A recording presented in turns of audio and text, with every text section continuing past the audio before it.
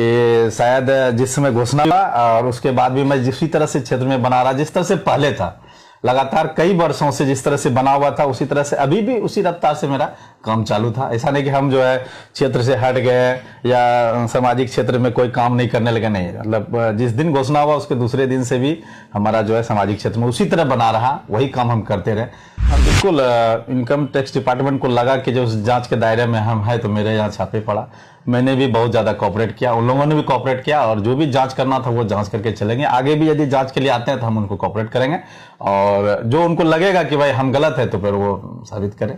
किसी भी आदमी का यदि काम होता है, जरूरतमंदों का काम होता है, तो यदि जो काम हमसे संभव नहीं हो पाता है, तो जिस पार्टी से लगता है कि फलाने नेता से यदि एक काम हो जाता है, उसके पास हम पहुंचते हैं, जैसे वो हाथ जोड़ के पैर पकड़ के उसका काम करवाने की कोशिश करते हैं। तो धीरे धीरे सभी लोगों से मेरा जो है संबंध, मतलब मधुर संबंध सभी पार्टी के नेताओं के साथ है। यहाँ तक बता देता हूँ, कोरोना काल में जिस समय मेरे पॉकेट का पैसा खत्म हो गया था, तो चूंकि उस समय बहुत बृहद पैमाने में मैं काम कर रहा था, कोरोना काल में सूखा राशन भी दे रहा था, खाना भी बांट रहा था, तो पैसे खत्म हो गई थी। कुछ जो है पत्नी के पास उसका एफडी वगैरह बचा हुआ, तो उन्होंने खुद जाके बैंक से उसको तोड़वा के उस पैसे को भी मेरे सामने ला देखना, इनसे भी जो है आप सेवा कीजिए। जी बिल्कुल, मैंने ऐसा कभी सोचा नहीं था। और जब सीट आरक्षित हो गई, क्योंकि मैं पहले से जिस रफ्तार जैसे मैं समाज सेवा कर रहा था, उसी तरह से मैं करते रह गया, और मुझे आगे भी करना ही था। ऐसा बात नहीं कि मैं चुनाव में आऊंगा तभी समाज सेवा करूंगा, इस तरह की कोई बात नहीं है। और आगे मैंने सोचा ही नहीं कि विधानसभा लड़ूं या मतलब लोकसभा लड़ूं, इस तरह का कोई मन में नहीं है।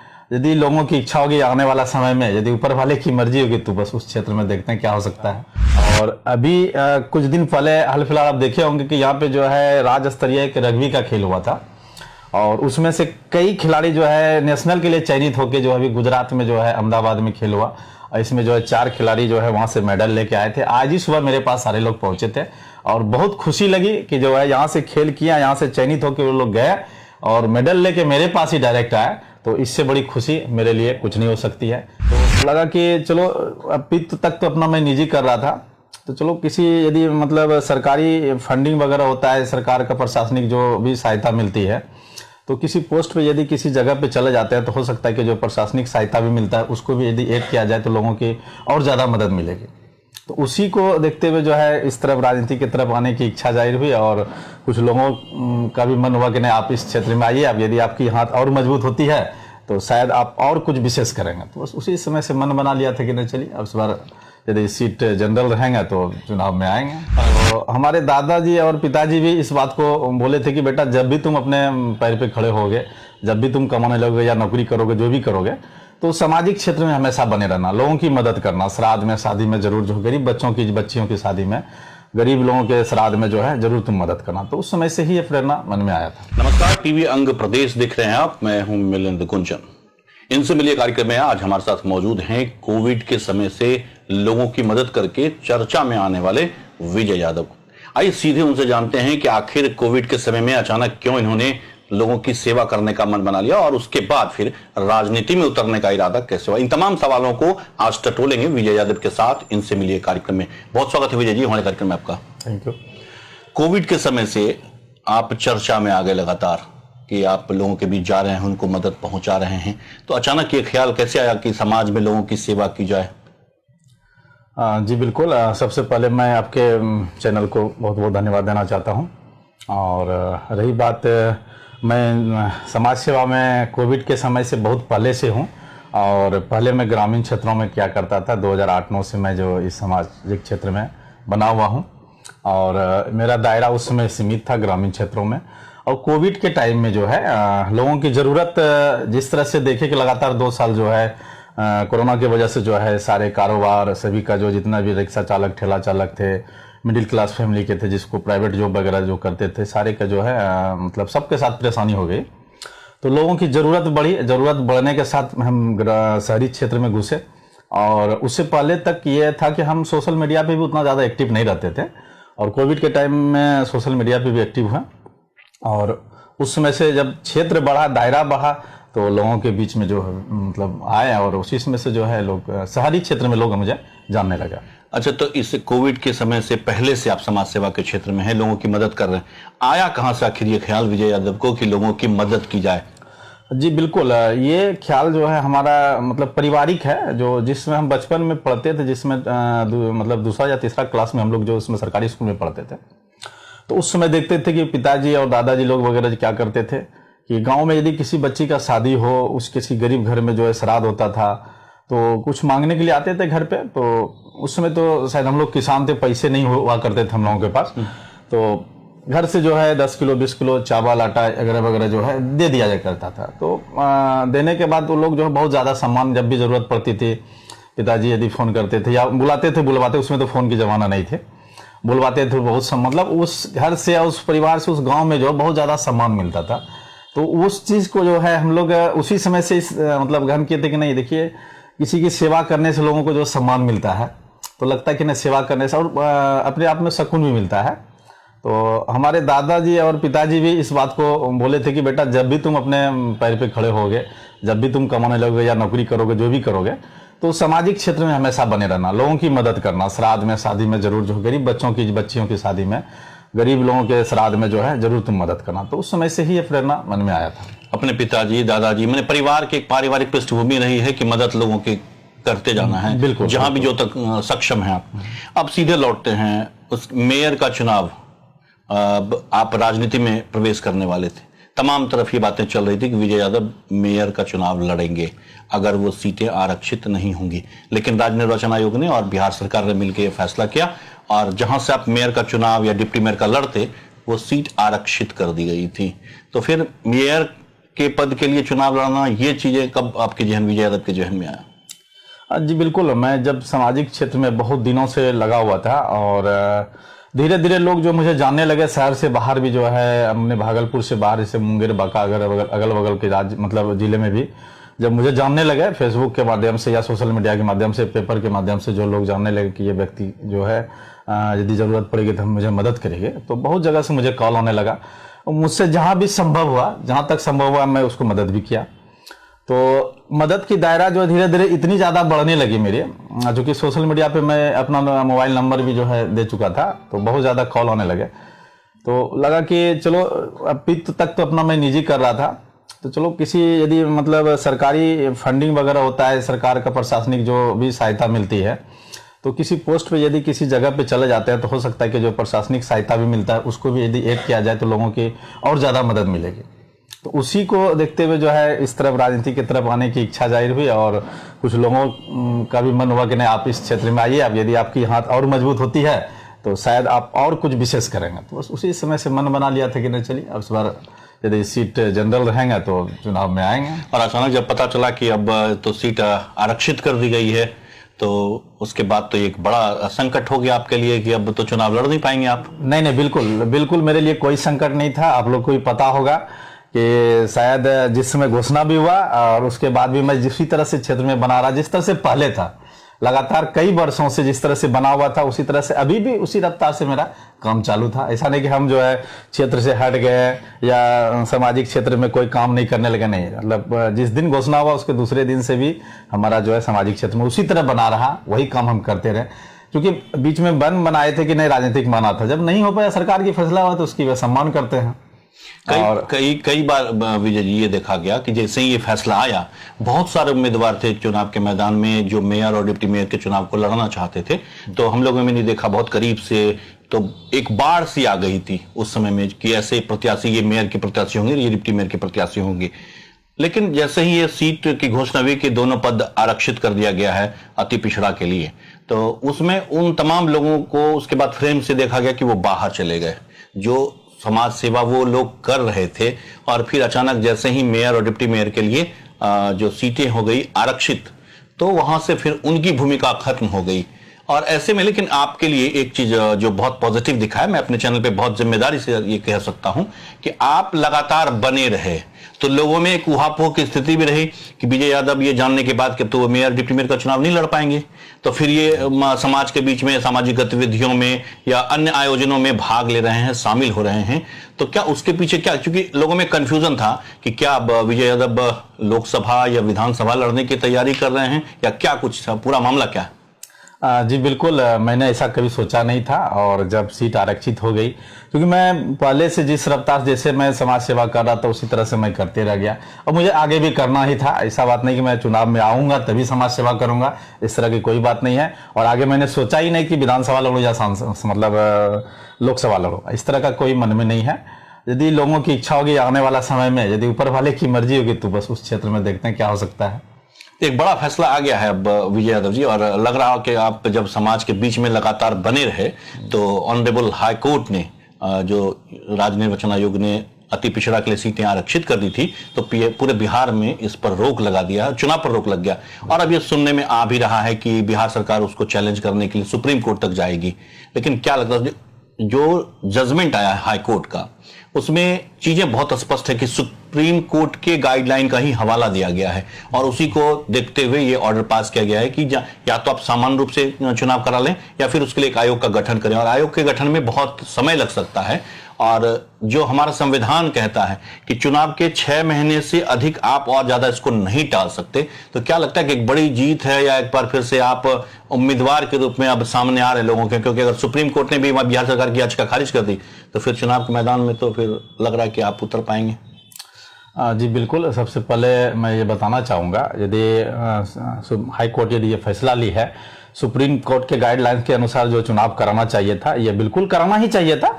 लेकिन पता नहीं क्या कुछ पॉलिटिकल दबाव था या क्या था, नहीं था बता दें। इसमें जो इस तरह का जो है सीटें, दोनों सीटें जो कि मेयर और डिप्टी मेयर दोनों सीट जो है आरक्षित कर दिया गया।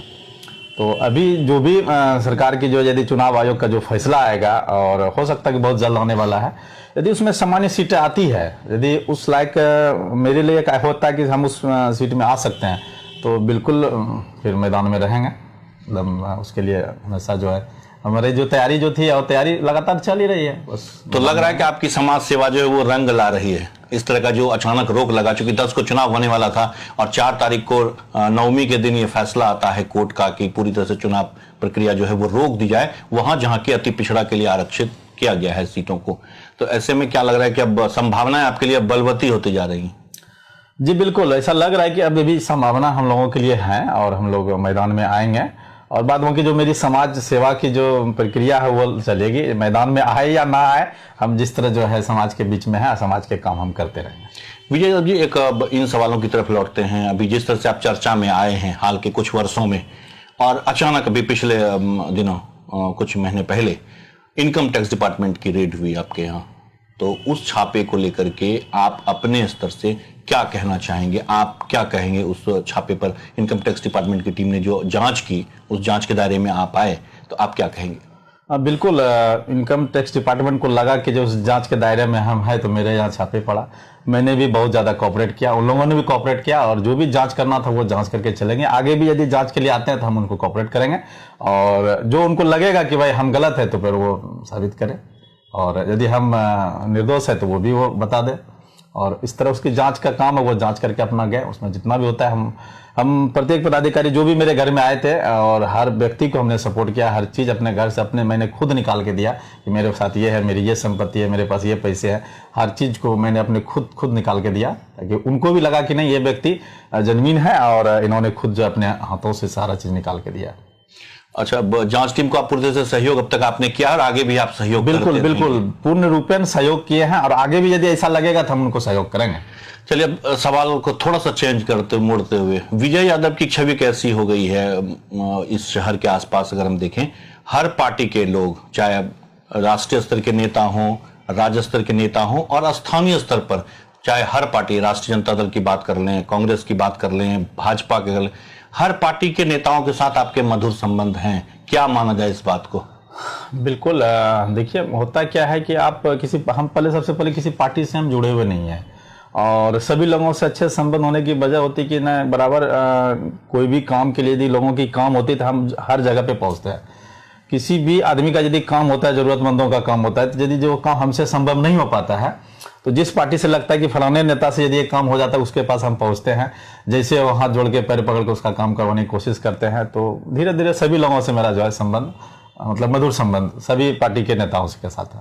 क्योंकि अगर कुछ बड़े नेताओं की बात करें तो भागलपुर के नगर विधायक अजीत शर्मा की बात कर ले, भागलपुर की पूर्व महापौर डॉक्टर वीणा यादव की बात कर ले, उनके पति जो भारतीय जनता पार्टी के एमएलसी हैं, और बंटी यादव एक बड़े नेता हैं, उसके साथ ही राष्ट्रीय जनता दल के जो तमाम बड़े नेता हैं, सबके साथ विजय यादव के मधुर संबंध। क्या लगता है चुनाव में कितना फायदा मिलेगा आपको इसका?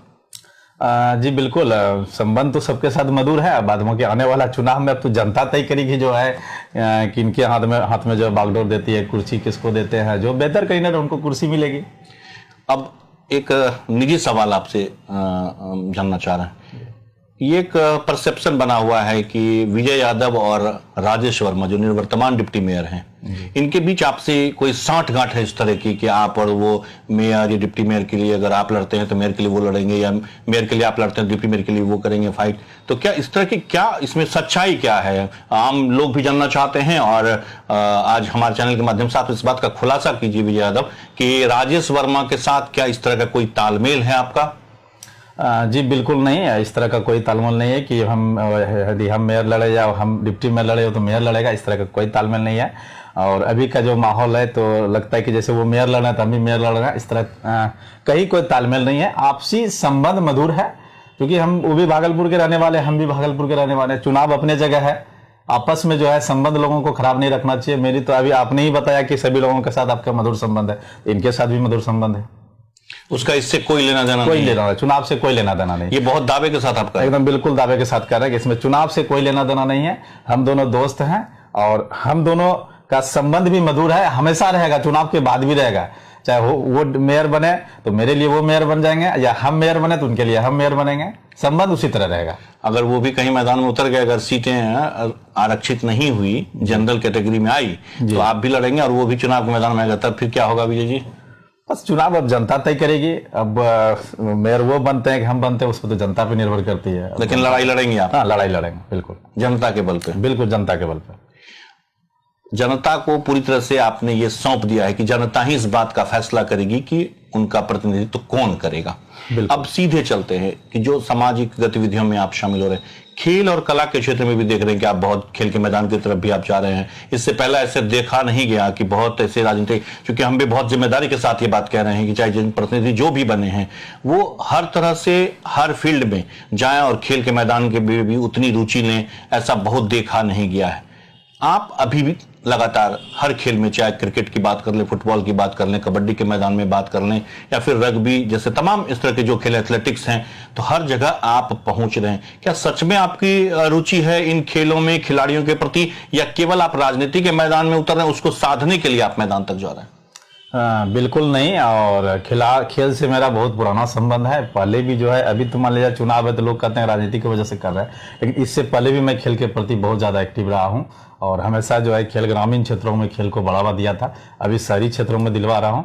और अभी कुछ दिन पहले हाल फिलहाल आप देखे होंगे कि यहाँ पे जो है राज्य स्तरीय एक रग्बी का खेल हुआ था, और उसमें से कई खिलाड़ी जो है नेशनल के लिए चयनित होकर जो अभी गुजरात में जो है अहमदाबाद में खेल हुआ, इसमें जो है 4 खिलाड़ी जो है वहां से मेडल लेके आए थे। आज ही सुबह मेरे पास सारे लोग पहुंचे थे और बहुत खुशी लगी कि जो है यहाँ से खेल किया, यहाँ से चयनित होकर वो लोग गए और मेडल लेके मेरे पास ही डायरेक्ट आए। तो इससे बड़ी खुशी मेरे लिए कुछ नहीं हो सकती है। हम चाहते हैं कि हमारे भागलपुर के, हमारे बिहार के बच्चे जाके नेशनल खेले, इससे बड़ा खुशी कुछ नहीं हो सकता है। हम लोगों के लिए गर्व होती है जब हमारे भागलपुर के बच्चे यदि बाहर जाके खेलते हैं, तो उसमें जहां तक होगा आगे भी, ऐसा बात नहीं कभी राजनीति की वजह से, आगे भी, जब पहले भी थे और आगे भी रहेगा, जब तक खिलाड़ी चाहेंगे हमसे मदद लेने के लिए हम उनको मदद करेंगे, आगे बढ़ाने के लिए जहां तक संभव होगा हम जरूर प्रयास करेंगे। ये बातें जो आप कह रहे हैं, आज चुनाव में जीत अगर मिल जाती है, चाहे आप जिस पद के लिए चुनाव लड़ते हैं वो तो आने वाला भविष्य तय होगा, तो क्या चुनाव जीतने के बाद भी आप इसी तरह से खेल और खिलाड़ी, कला संस्कृति, कलाकारों के लिए, क्या आप विजय यादव इसी तरह से लगे रहेंगे उनके लिए? बिल्कुल लगे रहेंगे, क्योंकि पहले भी लगे हुए थे। ऐसा नहीं कि जब चुनाव का पद मिलने के बाद क्या लगता है आपको कि विजय यादव इस तरह से, क्योंकि बाकी जो अब अनुभव है वो बहुत अच्छा नहीं है विजय जी। आप इसी समाज में रहते हैं, आपने बहुत सारे जनप्रतिनिधियों को देखा होगा और अभी देख भी रहे हैं वर्तमान में, तो बहुत अच्छा और फ्रूटफुल नहीं रहा है खेल खिलाड़ी के लिए, कला संस्कृति के लिए, या तमाम ऐसे जो क्षेत्र के लोग हैं उनके प्रति कहीं ना कहीं लोग जब जीत के चुनाव जाते हैं तो उनके बाद फिर उदासीन रवैया होता है। तो सवाल यही है कि क्या विजय यादव का रवैया वही उदासीन हो जाएगा पद मिलने के बाद, या फिर इसी तरह से आप लोगों के बीच जाते रहेंगे? मैं एक बात बताना चाहता हूं आपको कि जो व्यक्ति डायरेक्ट चुनाव के लिए सिर्फ सामने आते हैं और किसी भी चीज को मतलब उसमें एक्टिव होकर काम करते हैं, उसके बाद जो है चुनाव के बाद वो सारा चीज भूल जाते हैं, वो जो डायरेक्टली आते हैं उनके लिए ये चीज होता है। जो सामाजिक स्तर पे बहुत दिनों करीब हम जो है 13-14 साल से जो सामाजिक जीवन जी रहे हैं, समाज में एक्टिविटी जो है मेरी हमेशा बनी रहती है, खेल कूद हो या किसी भी क्षेत्र में जो है रहती है। तो ये चुनाव के बाद ये समाप्त नहीं हो सका, क्योंकि मैं सामाजिक जीवन शुरू से जी रहा हूँ और सामाजिक जीवन जीने वाला व्यक्ति जो है उस क्षेत्र से हट नहीं सकता। मैं हटना भी चाहूंगा तो उस क्षेत्र से मुझे कोई हटने नहीं देगा। मैं अभी यदि चाह लेता हूं कि सुबह जैसे रात में मुझे 2 बजे आती है रात आने में, तो चाहता हूं कि सुबह 8 बजे तक सो जाऊं, नहीं सो सकता हूं। फिर 6 बजे तक दरवाजे पे किसी न किसी जरूरतमंद की जरूरत होती है, आ जाते हैं, तो हमको जगना पड़ता है। अच्छा, तो परिवार का कितना सपोर्ट है? क्योंकि आप जब राजनीति के क्षेत्र में आप कूदे हैं समाज सेवा के साथ साथ, परिवार का कितना साथ, समर्थन और सहयोग मिल पा रहा आपको? बिल्कुल, हमारे परिवार का, हमारे पिताजी का, मेरी पत्नी का पूरा सहयोग रहता है, भाई लोग का भी सहयोग रहता है। इसमें जो है हम जब सामाजिक जीवन जीते हैं तो हमारे पिताजी को बहुत खुशी मिलती है। जब पिताजी जब गांव से जब आते हैं, शहर के आते हैं, तो कहीं जगह बैठते हैं तो चाय दुकान या पान दुकान पे खड़े होते हैं, तो वहां पे जो चर्चा होती है कि आपके बेटे ने फला ये काम किया, वो काम किया, अच्छा काम किया, तो पिताजी भी अपने आप को गौरवान्वित महसूस करते हैं कि ना मेरा बेटा ये काम कर रहा है। तो बहुत ज्यादा सपोर्ट होता है, पत्नी का भी बहुत सपोर्ट रहता है सामाजिक जीवन में। गृह मंत्री जो घर की पत्नी होती है जिसकी आपने चर्चा की, सच बताइए कैमरे के सामने, सच में क्या वो आपको सपोर्ट कर रही है या आपके इस फैसले से सहमत है कि आप राजनीतिक मैदान में कूदे हैं? बिल्कुल 100% वो सपोर्ट करती है, और कई तो मेरे सामाजिक जीवन में जो सामाजिक काम हम करते हैं मेरे साथ जाके वो भी करती है। आप लोगों ने देखा होगा सोशल मीडिया के माध्यम से बहुत जगह पे सामाजिक काम में मेरे साथ कदम से कदम मिला के चलती है। वो आपको पत्नी का भी पूरा सहयोग और समर्थन मिलता है? बिल्कुल बिल्कुल बिल्कुल, पत्नी का पूरा सहयोग, समर्थन, सारा चीज मिलता है। यहाँ तक बता देता हूँ, कोरोना काल में जिस समय मेरे पॉकेट का पैसा खत्म हो गया था, तो चूंकि उसमें बहुत बृहद पैमाने में मैं काम कर रहा था, कोरोना काल में सूखा राशन भी दे रहा था, खाना भी बांट रहा था, तो पैसे खत्म हो गई थी। कुछ जो है पत्नी के पास उसका एफडी वगैरह बचा हुआ, तो उन्होंने खुद जाके बैंक से उसको तोड़वा के उस पैसे को भी मेरे सामने ला दिया, इनसे भी जो है आप सेवा कीजिए। तो चलते चलते विजय जी क्या कहना चाहेंगे भागलपुर की जनता से? विजय यादव क्या कहना चाहेंगे? बस भागलपुर की जनता से यही कहना चाहेंगे कि आने वाला जो समय है, आप जो है जो भी प्रतिनिधित्व करने के लिए आएंगे उनको अच्छे लोगों को चुनिए अपने प्रतिनिधित्व के लिए, और जो अपने समाज का विकास होता है, अपने क्षेत्र का विकास होता है, अपने भागलपुर शहरी क्षेत्र का जो स्मार्ट सिटी जो भागलपुर है उनकी अच्छी तरह से विकास कर सके, वैसे लोगों को आप चुनिए। हमसे बात करने के लिए आपका विजय जी बहुत बहुत शुक्रिया। Thank you. तो ये थे हमारे साथ विजय यादव, जो कोविड के समय से लोगों की सेवा करने के लिए मशहूर हो गए थे और उसके बाद चर्चा में आ गए लगातार। लेकिन इन्होंने बताया कि समाज सेवा पहले से करते आ रहे हैं और परिवार में इनकी परंपरा है, इनके पिताजी, इनके दादाजी अपने समाज में जो भी उनसे बन पड़ता था वैसे लोग जो उनसे मदद की अपेक्षा रखते थे उन तक मदद पहुंचाते थे। तो वहीं से प्रेरणा लेकर ये समाज सेवा के क्षेत्र में आए और हमने भी बहुत ही बेबाकी के साथ इनसे हर तरह के हर मुद्दे पर सवाल दागा कि जिस तरह से इनकम टैक्स की टीम ने इनके यहाँ भी छापेमारी की थी जांच में, तो इनको भी उन्होंने पूरा सहयोग किया और आगे भी वो जांच टीम को सहयोग करते रहेंगे जो अपने स्तर से होगा। साथ ही भागलपुर में जो राजनीतिक पारा है उसको लेकर के भी बहुत ही बेबाक तरीके से अपनी बात इन्होंने रखी है और अगर माननीय सर्वोच्च न्यायालय का क्या फैसला आता है आने वाले दिनों में वो स्पष्ट हो जाएगा, तो मेयर और डिप्टी मेयर के पद के लिए कहां से ये चुनाव लड़ते हैं ये तो भविष्य में तय हो जाएगा। लेकिन समाज में लगातार ये लोगों के बीच बने हुए ये एक बहुत ही अहम बात है और बहुत खुल करके इन्होंने साझा किए हैं अपने उन संस्मरण को हमारे चैनल के माध्यम से। तो अब आने वाले समय में देखना होगा कि विजय यादव किस तरह से समाज के हर लोगों के बीच इसी तरह से बने रहते हैं। फिलहाल कैमरा पर्सन सुबोध के साथ मिलिंद गुंजन, टीवी अंग प्रदेश, भागलपुर।